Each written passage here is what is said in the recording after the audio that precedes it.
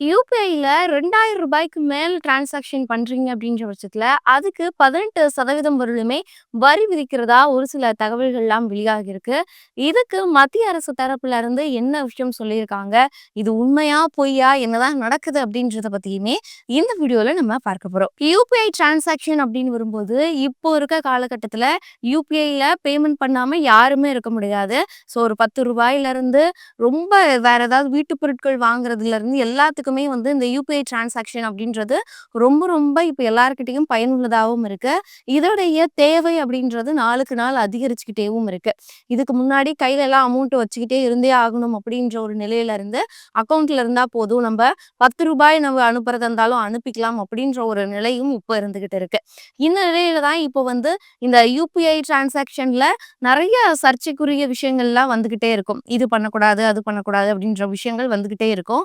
அந்த வகையில தான் இப்போ யூபிஐ டிரான்சாக்ஷன்ல ரூ. 2000க்கு மேல டிரான்சாக்ஷன் பண்றீங்க அப்படின்ற பட்சத்துல அதுக்கு வந்து உங்களுக்கு ஜிஎஸ்டி விதிப்பாங்க. அது 18% வரலும் இருக்கும் அப்படின்ற மாதிரி நிறைய கருத்துக்கள் வந்து இப்போ போய்கிட்டு இருக்கு. இதுக்கு மத்திய அரசு தரப்புல இருந்து என்ன தெரிவிச்சிருக்காங்க அப்படின்னா, அதெல்லாம் எதுவுமே கிடையாது அப்படின்ற மாதிரியும் தெரிவிச்சிருக்காங்க.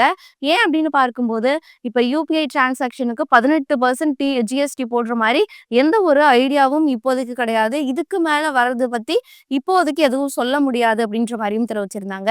இதுக்கான எந்த ஒரு திட்டமும் இப்போ இல்ல அப்படின்ற மாதிரியுமே மத்திய அரசு தரப்புல இருந்து தெரிவிச்சிருக்காங்க. யூபிஐ டிரான்சாக்ஷன்ல ரூ. 2000க்கு மேல நீங்க பண்ணா 18% வரலுமே ஜிஎஸ்டி விதிப்பாங்க அப்படின்னு சொன்னது மக்கள் மத்தியில ஒரு பெரிய அதிர்ச்சியவே ஏற்படுத்தி இருந்தது. ஏன் அப்படின்னு பார்க்கும்போது, ஒரு சின்ன சின்ன டிரான்சாக்ஷனுக்கும் வந்துட்டு யூபிஐல இருந்து தான் எல்லாம் பண்ணிட்டு இருக்காங்க. இதுவரையிலுமே அதாவது மார்ச் மாதத்துல மட்டுமே கிட்டத்தட்ட 24,77 லட்சம் கோடி ரூபாய் வரலுமே டிரான்சாக்ஷன் நடந்திருக்கிறதாகவும் தகவல்கள்லாம் வெளியாகியிருக்கு. ஸோ இந்த நிலையில இந்த மாதிரி எல்லாத்துக்குமே இப்போ ஒரு சின்ன பொருட்கள் வாங்குறதுல இருந்து வீட்டுக்கு தேவையான பொருட்கள் வாங்குறது, கார் வாங்குறது, பைக் வாங்குறது, இது எல்லாத்துக்குமே வந்துட்டு யூபிஐ மூலியமா டிரான்சாக்ஷன் பண்ணிட்டு இருக்காங்க. ஸோ இந்த மாதிரியான ஒரு சுச்சுவேஷன்ல ரூ. 2000 வந்து நம்ம டிரான்சாக்ஷன் பண்றோம் அப்படின்ற பட்சத்துல 18% ஜிஎஸ்டி அப்படின்றது எவ்வளோ வந்து இன்க்ரீஸ் ஆகும் அப்படின்றதும் இங்க பார்க்கப்படுது. இதனாலேயும் மக்கள் மத்தியில ஒரு பெரிய குழப்பமும் இருந்தது.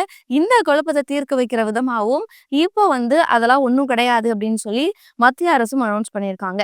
ஆனா இதுக்கு மேல வரதுக்கு வாய்ப்பு இருக்கா? அப்படி வந்தா எந்த மாதிரி வரும் அப்படின்னு பார்க்கும்போது, இனிமே இந்த ஒரு ஜிஎஸ்டி வருமா அப்படின்னு கேட்டதுக்கு நிறைய நிதித்துறை வல்லுநர்களும் என்ன சொல்றாங்க அப்படின்னு பார்க்கும்போது, முதல்ல இந்த யூபிஐ டிரான்சாக்ஷனுக்கு ஜிஎஸ்டி விதிப்பாங்க, நேரடியா ஜிஎஸ்டி விதிப்பாங்க அப்படின்ற ஒரு கருத்தே வந்து தப்பானது. ஆனா இதுக்காக ஜிஎஸ்டி வராதா அப்படின்னு கேட்டா அதுவுமே நம்மளால சொல்ல முடியாது. ஏன் அப்படின்னா, இப்ப யூபிஐ டிரான்சாக்ஷன் அப்படின்னு வரும்போது எல்லாருமே ஃபோன்பே, ஜிபே இல்லைனா பேடிஎம் இந்த மாதிரி ஆப் மூலியமா வந்து டிரான்சாக்ஷன் பண்ணிட்டு இருப்பாங்க.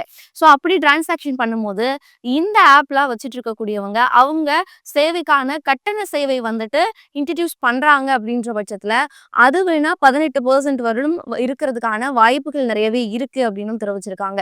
ஆனா இதுல பார்க்கும்போது இவங்க கட்டண சேவைக்காக ஜிஎஸ்டி விதிப்பாங்களே தவிர யூபிஐல டிரான்சாக்ஷன் பண்ணாலே உங்களுக்கு வந்து 18% அப்படின்றது வந்துட்டு இது வந்து முற்றிலும் தவறானது அப்படின்னு சொல்றாங்க.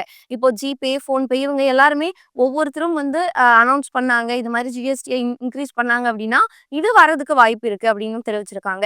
ஸோ நம்ம எந்த ஆப் யூஸ் பண்றோம் அவங்க வந்து கட்டண சேவையா வந்து ஜிஎஸ்டி இன்ட்ரடியூஸ் பண்ணாங்க அப்படின்னா தான் இது பிரச்சனை ஆகுமே தவிர, அதை தவிர யூபிஐ டிரான்சாக்ஷனுக்கு நேரடியா எந்த ஒரு ஜிஎஸ்டியும் வந்து விதிக்க மாட்டாங்க அப்படின்றதையுமே தெரிவிச்சிருக்காங்க. அது மட்டும் இல்லாம இப்போ நம்ம யூபிஐ டிரான்சாக்ஷன் பண்றோம் அப்படின்னா ஒரு பேங்க்ல இருந்து இன்னொரு பேங்க்குக்கு அனுப்புறோம் அப்படின் போது அதுக்கு எந்த ஒரு சார்ஜஸும் கிடையாது.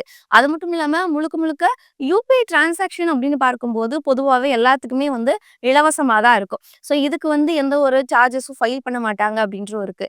ஆனா இதுவே வந்து ஒரு ஒரு மந்த்ல இவ்வளோ அமௌண்ட் மட்டும்தான் நம்ம வந்து டிரான்சாக்ஷன் பண்ண முடியும் அப்படின்னு லிமிட் இருக்கும்போது அதை கிராஸ் பண்ணாங்க வேணா அதுக்கு ஏற்ற மாதிரி அவங்களுக்கு ஃபைனோ இல்லை அதுக்கு ஏற்ற மாதிரி ஜிஎஸ்டியோ இதெல்லாம் வரதுக்கு வாய்ப்பு இருக்கு அப்படின்ற மாதிரியும் நிறைய விஷயங்கள் சொல்லப்படுது.